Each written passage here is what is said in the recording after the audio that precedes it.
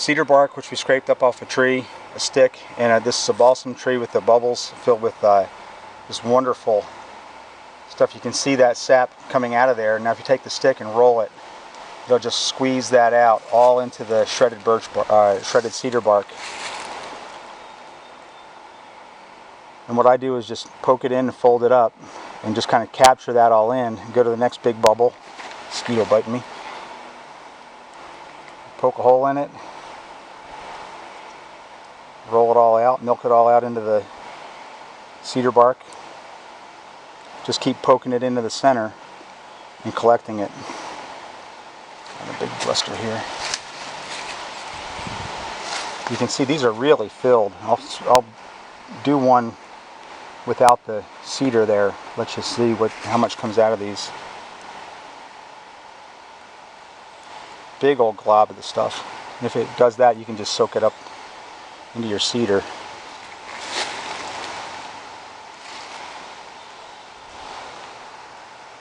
Man, got like a teaspoon out of that one. It just keeps on giving. It's a deep blister. This is really soaked. You can see that is just absolutely saturated. So you just keep rolling it in to the center until you get a nice dry piece. Find the next big blister. There we go.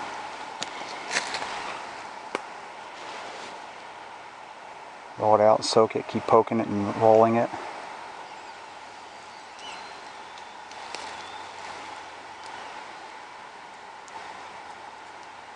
Okay, that one's almost ready.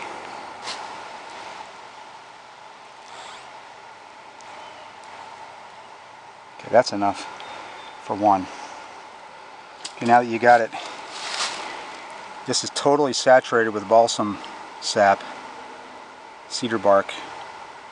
You just work it through. This is just like working with cotton saturated with Vaseline. In fact, I think this actually lights quicker than cotton with Vaseline. Now this thing is really sticky, so I'm going to grab a leaf off the ground, nice dry leaf, and just roll this up so I can put it in my pocket. And that's my fire lighter right there. That's my go-to fire lighter in this environment, absolutely. One spark with a ferro rod, and it's up. And it will burn a long time. Two fire starters that I made with cedar bark, scraped cedar bark, which I rolled in my hands to get it nice and fluffy, and then totally soaked it with balsam pine resin. This is the one I just wrapped up in the leaf from that other tree. So let's, I'm going to burn the whole thing. Just get it all fluffed up, just like you would a cotton ball. Lots of exposed fiber. Put this one away.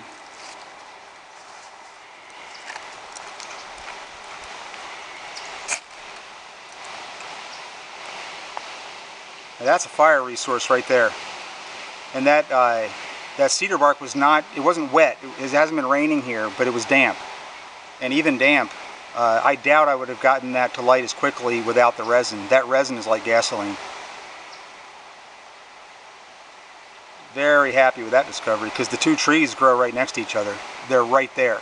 You know, it's not like you have to search around in the forest. You can find a cedar and you can find balsam growing in the same exact place. So that cedar bark was probably 20 feet away from the balsam tree that I used. Fantastic fire lighter. Get that out. I just put that out.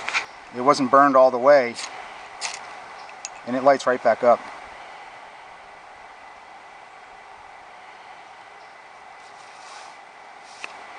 Now that was just a test. That's enough. That's plenty to get a, if you had all your fire prep done and had a really good,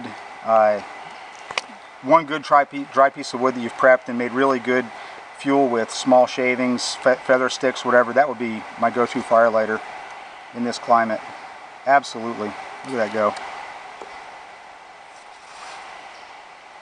And I've got this, all that, it's the same material, and you would just need a little fraction, in dry conditions you would only need a little bit of that. But that's a one spark fire from a ferro rod.